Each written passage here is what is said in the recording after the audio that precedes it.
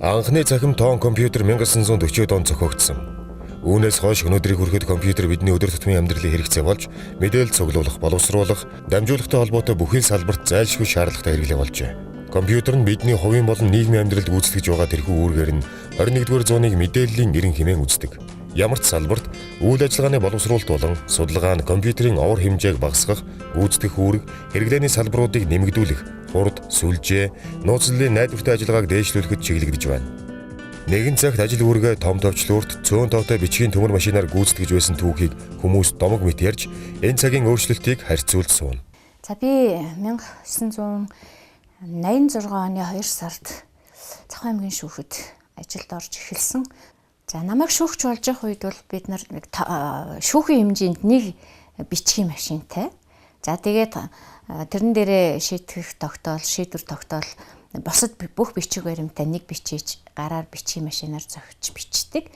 За тэгээд олшруулах бичиг баримт гарлаа гэж үзэхэд нэг редакторын хор одоо тэр гараараа л бараг л нөгөөтгөө дүрхэл ингээл олшруулж ажилдаг. Тийм үеч байсан. Өнөөдөр та бидний амьдралд компьютер нэвтэрснээр хүн бүр бичиг цаасны ажлаа боловсруулахаас гадна мэдээллийн их сурвалжаа болгон ашиглах болжээ. Хүн компьютер хоёрын хооронд харилцан хамаарал бүхий салшгүй нэг хэсэг болон хөгжиж байна. Бүхий салбарт компьютер нэвтэрснээр тухайн салбарт тохирох програмч зохиогдон ашиглагдж байна. Шүүхийн байгууллагч энэ хөгжилтэй мөр зэрэгцсэн програм хангамжинд агуулгын боловсруулалт хийж өгөг шүүхийн шинжилгээний давалгааны нэг хэсэг хэмээн хэлж болох юм. Програм хангамж шүүхэд. Програм хангамж гэсэн ойлголтыг анх 1960-ад онд компьютерийн тогтмол хэсэг болох техник хангамжаас ялгахын тулд хэрэгжилж эхэлжээ. Одоо програм хангамж нь нийгмийн салшгүй нэг хэсэг болон хөгжиж, програм хангамжийг техник хангамжтай хизээ ямар даалгавар гүйцэтгэхийг хэлж өгдөг зүйл болон хувирчээ. Шүүхийн програм хангамжийн зорилго нь ажлыг хөнгөвчлөх, цаг хугацааны хэмнэлийг бий болгох, үнэн зөв мэдээлэл, үйл ажиллагааны ил тод байдлыг илэрхийлэх гээд шинэлэг үр дүнг бий болгосоор байна. Анх Монгол Улсын шүүхэд энэ програм хангамж гэж байхгүй үед одоо анх нэвтэрсэн. Тухайн цаг үедээ бол бас ач холбогдолтой байсан. Монгол Улсын шүүхэд бол бас ач холбогдлоо өгсөн юм програм байгаа. Тэгээд өнөөдөр Монгол Улсын шүүх хэрэг хянан шийдвэрлэх ажиллагаагаа олон улсын одоо жишгт нийцүүц ийм хэмжээнд хүргэх, олон улсын одоо энэ шүүхүүдийн хэрэг хянан шийдвэрлэх ажиллагааны төвшөнд ойртох ийм одоо зайлшгүй шаардлагатай цаг үеийг нийцээж энэ шүүхийн болон эрх зүйн шинтгэлийн энэ хүрээнд одоо энэ зайлшгүй тавьж байгаа асуудал. Хэдийгээр анхан шатны шүүхийн шийдвэрүүдийн 10 орчим хувь нь жилд одоо нэг жилийн статистикаар давзаалддаг болвол нийт давзаалдсан хэргийн 50-60% нь процессын алдаа гэсэн үндслээр хүчингүй болох юм уу эсвэл өөрчилж орж идэг ийм статистик мэдээ гараад байдаг. Тэгэхээр яг энэ одоо нөхцөл байдал юутай холбоотой байна? За мөн энийг шийдвэрлэх арга замууд юу вэ гэдэг тал дээр Монгол Улсын дээд шүүхийн хэргийн зөвлөлөөс манай байгууллага буюу Германы олон улсын хамтын ажиллагааны нийгэмлэг санал тавиад хамтраад энэ шүүхийн мониторингийн төсөл гэсэн энэ төслийг 2008 оноос эхлээд бид нар хамтран хэрэгжүүлээд явж байна. Шүүхийн байгууллагын мэдээллийн нэгдсэн сан, сүлжээ, шүүхийн мэдээллийн систем, портал, вебсайтыг ажилуулах, ашиглах ажлыг шүүхийн ерөнхий зөвлөл зохион байгуулж ирлээ. USAID-ээс хэрэгжүүлсэн төслийн хүрээнд 1999 онд сонгон хайрхын дүүргийн шүүхтэр хэргийн бүртгэлийн анхны програмыг суурилуулж дурсж байсан. Энэхүү програм жааж 2001, 3, 5 нэртэйгээр шинжилэн сайжрагдаж нийт шүүхийн хэмжээнд суурилан ажиллуулж одоо хүртэл ажиллаж байна. Шүүгч, шүүгчийн туслах, шүүх хуралдааны нарийн бичгийн дарга, архив, дансны бүртгэл хариуцсан ажилтнууд жааж програмыг шаардлагын төвшөнд ашиглаж байна. Энэхүү програмыг ашиглах болсноор эрүү, иргэн, захиргааны хэргийн бүртгэл, мэдээлэл боловсронгуй болж, түүнийг дагаад мэрэгжлийн боловсон хүчний нөөцийн бүтцэд өөрчлөлт орж байна. За одоогийн ашиглаж байгаа жааж 2005 оны кодер бичигдгүү анхан давах хяналтын шатны шүүхтэй мэдээлэл солилцох боломжгүй зэрэгс шалтгаалan шинээр програм хангамжтай болох шаардлага тулгарсан. Хэрэг хянан шийдвэрлэх ажиллагааны процессыг алхам алхмаар диаграмаар харуулж хөгжүүлснээр онцлогтой шүүхийн шүүгч ажлын тусгай зорилтын програмын ач холбогдлыг таниулах дахихан үр гүйцэтгсэн. Гэвч цаг хугацаа улиран өнгөрч технологи шинжлэгдснээр жааж 2005 програмыг шинжлэх шаардлага гарсан. Шүүхдэх програм хангамжийн дахин шинжилэл. Шүүхийн үйл ажиллагаанд мониторинг хийж, цаашид илүү үр дүнд хүргэх зорилгоор шүүхийн ерөнхий зөвлөлд 2009 онд Монгол улсын шүүхийн мониторингийн үзэл баримтлалыг баталсан байна. Аливаа үр дүн шат ахих ёстой. Тэр утгаараа өмнө нь хэрэгжилж байсан жааж программын мэдээллийн шинжтэй үйл ажиллагаанаас хэргийн процессын шинжтэй програм хангамжийг хэрэглэх шаардлага амьдралаас урган гарч ирсэн. Тиймээс анхан шатны шүүхийн иргэний хэргийн хянан шийдвэрлэх ажиллагааг системийн хяналтанд оруулж, процессын алдааг үндсэнд нь арилгах зорилготой шинэ програм бүтээхээр ажлын хэсэг байгуулагдаж 2008 оноос ажиллаа эхэлсэн байна. Ажлын хэсэгт анхан болон давд заалдах хяналтын шатны шүүгч болон Германы олон улсын хамтын ажиллагааны нийгэмлэгээс төлөөлөл оржээ.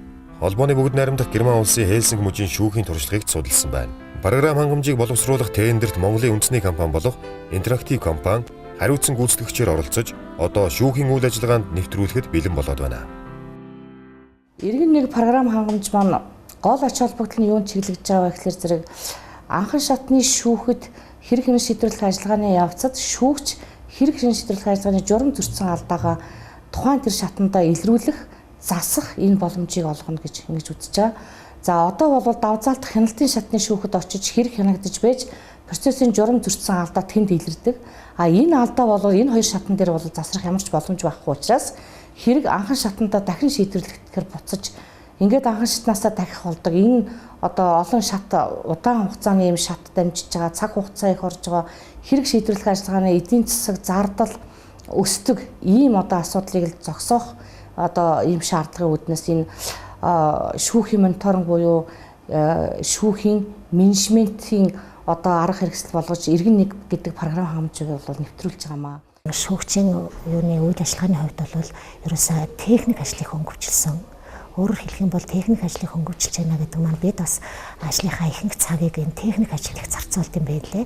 Тэгэхээр энэ техник ажиллагааг хөнгөрүүлснээрээ бид нар бол одоо нөгөө шүүхийнхаа шийдвэрийн гаргах энэ шийдвэр маань хууль ёсны үндслэлтэй байх, за хуульд нийцсэн байх энэ одоо агуулгаараа энийгээ шалгаад одоо энэндээ тохирсон шийдвэрийн гаргах энэ ажилтан бол цаг цаваа илүү зарцуулах юм боломжийг бас нээж өгч байгаа нэг онцлог нь. Шүүхийн үйл ажиллагаа олон түмэнд нээлттэй ил тод шуурхай болно.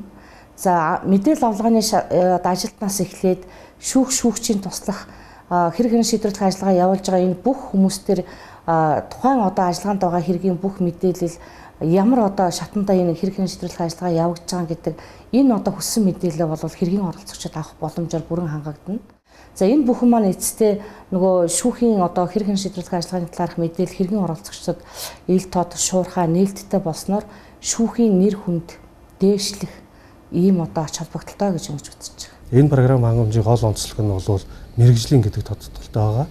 Тэгээ мэрэгжлийн гэдэг нь юу гэсэн үг вэ гэхээр зөвхөн бүртгэл юм уу статистик тоо мэдээгээр хязгаарлагдахгүй шүүхийн нийт процесс ажиллагааг шүүхэд хэрэг хянан шийдвэрлэх ажиллагаатай холбоотой нийт процесс ажиллагааг бид нар боломжийн түвшинд бол аль болох автоматжуулахад чиглэсэн ийм ажиллагаа байгаа. Тэгээ өөрөөр хэлбэл шүүх гэдэг байгууллага маань өөрөө нэг үйлдвэрлэлийн процессыг удирдах одоо үйлдвэрлэлийн процесс байлаа гэж бодоход энэ процесс одоо анх түүхийд буюу одоо нэхэмжил хэрэг шүүхэд анх орж ирснээс ахуулаад шүүхээс гарах эцсийн бүтээгдэхүүн бол шүүхийн шийдвэр хүртэх энэ нийт процессыг бид нар автоматжуулахыг хэрэгэлсэн. За мэдээж хэрэг энэ дээр бол бидний онцгойлон анхаарч ирсэн хэд хэдэн зарчмууд байгаа. Түүнээс хамгийн одоо голын дурдах юм бол шүүгчийн хараат бус шүүхийн бие даасан байдлыг бол бид нар мэдээж хэрэг онцгойлон анхаарч ирсэн байгаа. Захиалагч Монгол улсын дээд шүүх шүүхийн ерөнхий зөвлөл хэрэгжүүлэгч байгууллага Германы олон улсын хамтын ажиллагааны нийгэмлэгийн эдийн засгийн тогтвортой хөгжлийн эрх зүйн орчинг баталгаажуулах төсөл гүйцэтгэгч цахим засаглалыг дэмжигч Интерактив компани хамтран шүүхийн анхны мэргэжлийн програм хангамжуулах анхан шатны шүүхэд иргэний хэрэг хянан шийдвэрлэх ажиллагааны системийг нэвтрүүлдэг. Энэхүү програм хангамжийг нэвтрүүлснээр шүүхийн нэхэмжлэл хүлээн авах, бүртгэх, хэрэг нэхэмжлэл, гомдол, хүсэлт хуваарлах ажиллагааг хялбар шуурхай болгох. Шүүгчийн туслах, нарийн бичгийн даргын ажил үүргийн хуваар мэдээлэл солилцоог сайжруулах. Хэрэг хянан шийдвэрлэх ажиллагааг удирдах ажлын урсгал бүхий хэрэглэхэд хялбар функцүүдтэй. Хэрэг хянан шийдвэрлэх ажиллагааны явцад шүүгчийн туслах, өөрийн үйл ажиллагаанд хяналт тавих улам боловсронгуй болох.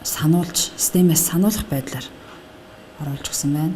За мэдээллийг түгээн гэж шүүх хуралдааны товыг хэргийн оролцогчдод мэйлээр болон мессежээр мэдэгдэх тийм боломжийг бид оруулж өгсөн. За мэдээллийн сан үүсгэн хадгална гэж програм хангамжид хийгдэж байгаа бүхий л бүртгэл мэдээлэл датанууд нь тухайн шүүхийнхаа сервер дээр өгөгдлийн сан болон үүсгэгдэн ингэж хадгалагдана. Ажлын урсгалыг удирдна гэдэг системд оруулсан хэрэг болон хэмжлийн ажиллагаанууд нь ажлын урсгалын дарааллаар бүгд холбогдож байрлсан байгаа. За энэ нь юу вэ гэхээр тухайн ажиллагаа бүр хоорондоо хамааралтай байдаг болохоор заавал хийгдэх ёстой ажиллагаа хийсний үндсэн дээр ажлын урсгалыг цааш хэрэг хянаа шийдвэрлэх ажиллагааг цааш явуулах буюу ажлын урсгалыг тийм удирдах тийм боломжийг оруулж өгснөөрөө илүү бас онцлогтой юм аа. За алертын систем алерт гэдэг нь болохоор яг тухайн шүүгчийн туслахад хийж байгаа ажиллагааг тогтмол сануулах эсвэл хүлээн авсан хэрэг болон эргийн хугацаа дуусчих тохиолдолд алертын системээр сануулж байгаа. Энэ мессенжерийн програм шиг тийм дэд систем байдлаар тусдаа ажиллана. Гэхдээ нэг өгөгдлийн сангаас мэдээлэл авч байгаа. За тайлан мэдээх системээс илүү хэлбэрхэн байдлаар гаргах боломжтой. Бүртгэж байгаа мэдээлэл болгоноос тооцоолт хийж тайлан мэдээг гаргаж байна. Загвар темплет ашиглах боломжтой. За энэ загвар темплет гэдэг нь болохоор шүүхээс гардаг эрхийн актууд шийдвэрүүд байгаа тийм тэр бүгдийг системд санал болгох байдлаар оруулж өгснөөр шүүгчийн туслах ажилтнууд санал болгосон тэр загвар темплетийг ашиглан эрхийн актуудаа системээс гаргах тэрэн дээр боловсруулалт хийгээд хэвлэн гаргах дугаар авах боломжтой байгаа. За манай интерактив компани хийж гүйцэтгсэн уг анхан шатны шүүхэд иргэний хэрэг хянаа шийдвэрлэх ажиллагааны програм хангамж нь улсын хэмжээнд нэвтэрсэн манай томоохон төслүүдийн нэг юм аа. За тэгээ бид уг төслийг анханаас нь ахуулаад одоо хүртэл ингэж хийж хэрэгжүүл сайжруулсаар байгаа. За тэгээд уг програм хангамжийг цаашид ч гэсэн өшөө илүү боловсронгуй болгох мөн та бүхэнд үр өгөөж өгөх тийм програм хангамж болгохын төлөө бид илүү хичээж ажиллах болно. Иргэн нэг программыг анхан шатны шүүхэд бүрэн хэрэгэлснээр цаашид давд заалдах, хяналтын шатны шүүхэд хэрэгжиж, улмаар бүх шүүхүүд хэргийн талаарх мэдээллийн сүлжээтэй болох зорилт тавигдж байна. Анхан шатны шүүхээс гарч болох нийт загвар шийдвэр тогтоол магадлалын нийт 200 орчим загваруудыг боловсруулсан байгаа. Энийг бид нар програм хангамжтаас өөрлөлж өгсөн. За мөн бид нар гарын авлагуудыг бэлтгээд энэ шүүхийн мониторингийн гарын авлага гэдэг энэ програм хангамжийн хэрэглээтэй холбоотой зөвхөн IT талаасаа биш, зөвхөн хэрэглээ талаасаа биш, нөгөө талаар бас хуулийн талаас нь тайлбарлсан ийм иж бүрэн гарын авлагыг гаргасан байгаа.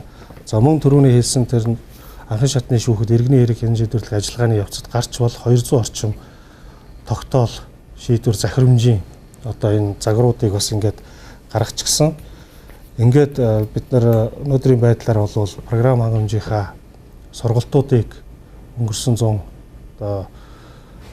нийт улсын хэмжээнд зохион байгуулад одоо энэ 11 сарын 1-ээс бол албан ёсоор нэвтрүүлэх ажлыг бэлтгэлийг хангаад явж байна.